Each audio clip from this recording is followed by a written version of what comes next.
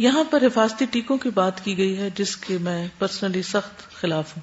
اس لیے میں کسی کو بھی یہ مشورہ نہیں دیتی کہ وہ بچوں کو یا بڑوں کو حفاظتی ٹیکے لگوائیں. کئی لوگ فلو شاٹس لیتے رہتے ہیں اور بعض لوگ بچوں کو جو حفاظتی ٹیکے لگواتے ہیں اور وہ سمجھتے ہیں کہ اس میں شفا ہے.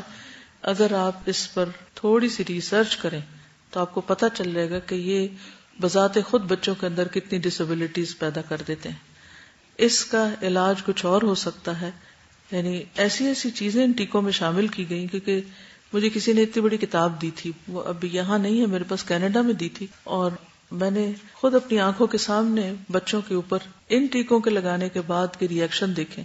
بعض اوقات نفسیاتی مسائل ہو جاتے ہیں، بعض اوقات جسمانی طور پر. ایک بیماری کو کنٹرول کرنے کے لیے صحت مند انسان کو خواہ ٹیکہ لگا دیا جاتا ہے جس سے کئی اور بیماریاں پیدا ہو جاتی. میں پرسنلی اس کے حق میں نہیں ہوں، آپ اپنی ریسرچ خود کر لیجئے، ٹھیک ہے؟ کیونکہ میں نہ ڈاکٹر ہوں اور نہ حکیم ہوں نہ طبیب ہوں، لیکن جو میں نے سطحی طور پر تھوڑا بہت پڑھا ہے اور جو جانا ہے اور جو دیکھا اور تجربہ اور مشاہدہ کیا ہے، اس کے بعد میں یہ مشورہ ضرور دیتی ہوں. میری بات صرف مشورے کی حد تک ہے، کوئی حکم نہیں اور کوئی انسٹرکشن نہیں، لیکن اس پر آپ خود مزید ریسرچ کیجئے. جو حفاظتی ٹیکے وغیرہ لگائے جاتے ہیں ان میں سے بہت سی چیزیں صحت کے لیے نقصان دہ ہیں. حفاظتی ٹیکوں پہ بات کی ہے نا کہ اس کے اوپر ایک ہمارے جاننے والی تھی ایک لڑکی، وہ جا کر گھروں میں پولیو کے ڈراپس بھی پلاتی تھیں، اور انہوں نے اور جو ان کی ٹیم کی ایک لڑکی تھی انہوں نے اس کے اوپر تھوڑی سی ریسرچ کی، اور پھر جو ان کے ہیڈ تھیں انہوں نے ان سے بات کی کہ ہمیں اس میں یہ باتیں، اس میں کافی چیزیں تھیں جو ان کو سامنے آئی. تو ان کی جو ہیڈ تھی نا اس نے بھی اس بات کو مانا کہ یہ جو پولیو کے ڈراپس پلائے جا رہے ہیں، یہ جو ہماری فیمیلز میں اور میلز دونوں میں انفرٹیلٹی کی جو چیز آ رہی ہے وہ ان ڈراپس کی وجہ سے آ رہی ہے.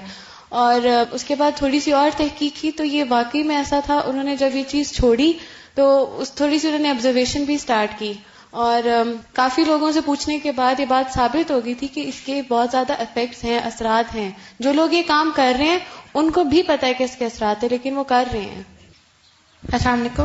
مجھے ہارمونل ڈس آرڈر کا پرابلم تھا، تو جب میں ڈاکٹر کے پاس گئی تو مجھے سب سے پہلے انہوں نے یہی کوشچن کیا کہ آپ کا جو حفاظتی ٹیکوں کا جو کورس تھا وہ آپ نے کمپلیٹ کیا ہوا تھا.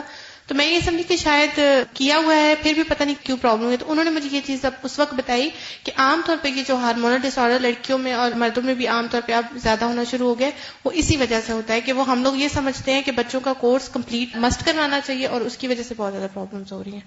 اور اس میں آپ دیکھیے کہ جو فرٹیلیٹی کی ایج ہے وہ کتنی ارلی ہو گئی ہے.